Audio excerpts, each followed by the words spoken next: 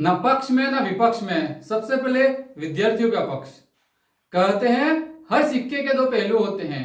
किसी भी व्यक्ति, घटना या परिस्थिति पर अपनी राय बनाने से पहले उसके दोनों पहलुओं को समझना जरूरी होता है, क्योंकि अधूरी जानकारी अक्सर गलत निष्कर्ष तक पहुंचा देती है और हर विषय को राजनीति का रंग देना देश और समाज दोनों के लिए हानिकारक हो सकता है। एक विद्यार्थी जब सड़क पर उतरता है तब वह किसी पार्टी का झंडा लेकर नहीं उतरता, वह अपने सपनों का बोझ लेकर उतरता है। वह अपने माता पिता की उम्मीद लेकर उतरता है। वह सिर्फ एक सवाल लेकर उतरता है, क्या मेरी मेहनत के साथ न्याय होगा। लेकिन सवाल तब खड़ा होता है जब शुरुआत एक मुद्दे से होती है और धीरे धीरे आंदोलन की दिशा बदलने लगती है। मुद्दा नीट पेपर लीक का था, लेकिन क्या आंदोलन धीरे धीरे राजनीति का अखाड़ा बन गया। नमस्कार, मैं हूं संदीप कुमार जोशी और आप देख रहे हैं द संदीप शो। आज का विषय न किसी पार्टी के पक्ष में और न किसी पार्टी के विपक्ष में। सवाल यहां से शुरू होता है, जब कोई आंदोलन एक मुद्दे से शुरू होता है तो क्या उसकी दिशा हमेशा उसी मुद्दे पर बनी रहती है। धरने की शुरुआत भी नीट पेपर लीक की जांच के लिए, विद्यार्थियों को न्याय दिलाने के लिए और शिक्षा व्यवस्था को सुधारने के लिए। कुछ जगह शिक्षा मंत्री से जवाब मांगा गया, इस्तीफे की मांग भी उठी, लेकिन जैसे जैसे आंदोलन आगे बढ़ा इसमें अलग अलग राजनीतिक चेहरे और विचारधाराएं जुड़ती चली गई। किसी भी आंदोलन में अनुशासन और शांतिपूर्ण तरीके सबसे महत्वपूर्ण होते हैं। कई बार ऐसे प्रदर्शनों में पुलिस प्रशासन और प्रदर्शनकारियों के बीच टकराव की स्थिति भी देखने को मिलती है। अगर किसी तरफ से कार्रवाई होती है तो उसके पीछे की पूरी परिस्थिति को समझना जरूरी है। लेकिन सवाल यह भी है कि क्या हिंसा, पत्थरबाजी या सार्वजनिक संपत्ति को नुकसान पहुंचाना किसी भी छात्र आंदोलन का हिस्सा हो सकता है।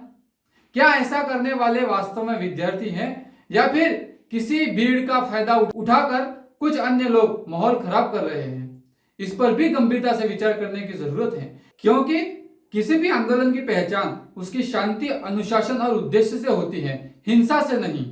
और फिर वहां अलग अलग नारे सुनाई देने लगते हैं, संसद को उखाड़ फेंकेंगे, नेपाल बना दिया जाएगा। कहीं नारे सुनने को मिलते हैं कि ब्राह्मणवाद मुर्दाबाद। कहीं आवाज उठी, जय श्री राम नहीं जय संविधान बोलेंगे। अब सवाल यह नहीं कि कौन सा नारा सही है या गलत है, हर व्यक्ति को अपनी विचारधारा रखने का अधिकार है। लेकिन सवाल यह जरूर है, अगर आंदोलन का मूल मुद्दा नीट पेपर लीक था तो चर्चा और आंदोलन की दिशा दूसरे मुद्दों की तरफ क्यों मुड़ गई। क्या कहीं ऐसा तो नहीं कि जिस समस्या को लेकर विद्यार्थी सड़क पर उतरे थे वही असली समस्या पीछे छूट गई। क्या आंदोलन का मंच छात्रों के अधिकारों के लिए था या फिर धीरे धीरे अलग अलग विचारधाराओं और राजनीतिक उद्देश्यों का मंच बन गया। एक और पहलू जिस पर चर्चा जरूरी है वह है इस मुद्दे का विदेशों तक पहुंचना। भारत के शिक्षा सुधार जैसे मुद्दों पर विदेशों में समर्थन मिलना लोकतांत्रिक अभिव्यक्ति का हिस्सा हो सकती है, लेकिन यह समझना भी जरूरी है कि कहीं कोई बाहरी ताकत इस मुद्दे का इस्तेमाल तो नहीं कर रही है। कुछ वीडियो और तस्वीरों में हमने यह भी देखा कि इस प्रदर्शन को विदेशों में रहने वाले भारतीयों का समर्थन मिल रहा है। ऐसे में यह समझना जरूरी है कि इस समर्थन के पीछे की मंशा क्या है। क्या यह सिर्फ छात्रों के चिंताओं के प्रति एकजुटता है या फिर इसके पीछे कोई अन्य उद्देश्य भी जुड़ा हुआ है। लोकतंत्र में हर राजनीतिक दल को अपनी बात रखने का अधिकार है। विपक्ष का काम है सवाल उठाना, सरकार का काम है जवाब देना और व्यवस्था सुधारना। लेकिन सवाल यह है कि क्या हर मुद्दे को राजनीतिक मैदान बना देना सही है। जब बच्चे अपने भविष्य को लेकर सड़क पर उतरते हैं तो क्या उस मंच का इस्तेमाल राजनीतिक शक्ति दिखाने के लिए होना चाहिए। अगर किसी धरने में राजनीतिक दलों के नारे लगने लगे, नेताओं की मौजूदगी बढ़ने लगे, तो आम नागरिक के मन में सवाल आना स्वाभाविक है। क्या यह आंदोलन वास्तव में बच्चों के भविष्य के लिए है या फिर राजनीतिक प्रचार का माध्यम बन रहा है। आज अलग अलग पार्टियों के नेता विद्यार्थियों के समर्थन में खड़े दिखाई दे रहे हैं।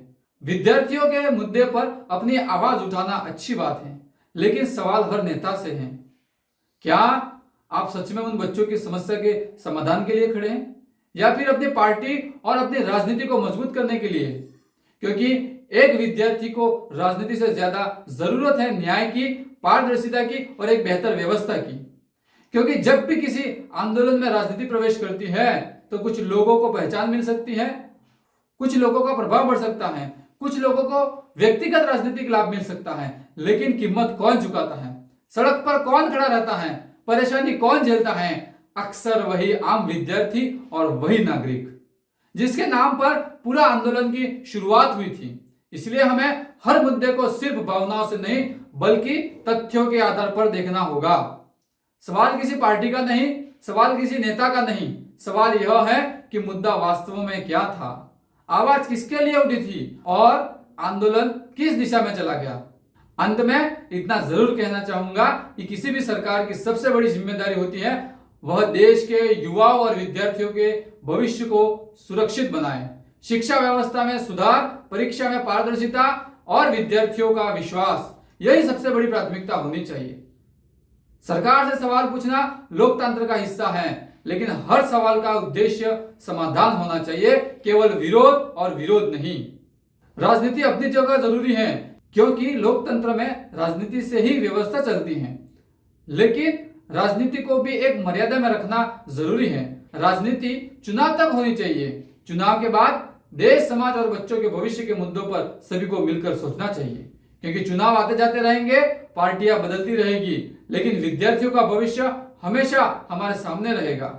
सत्ता पक्ष हो या विपक्ष हो, सबसे बड़ी जिम्मेदारी यही है कि देश के युवाओं का विश्वास मजबूत और शिक्षा व्यवस्था बेहतर बने। क्योंकि आखिरी में सवाल किसी पार्टी की जीत या हार का नहीं है, सवाल है क्या हमारे विद्यार्थियों को न्याय मिला, क्या उनकी मेहनत का सम्मान हुआ। और इसी सोच के साथ न पक्ष न विपक्ष, सबसे पहले विद्यार्थियों का पक्ष। नमस्कार, मैं हूं Sandeep Kumar Joshi, founder the Sandeep show. We believe in conversation that create a positive change.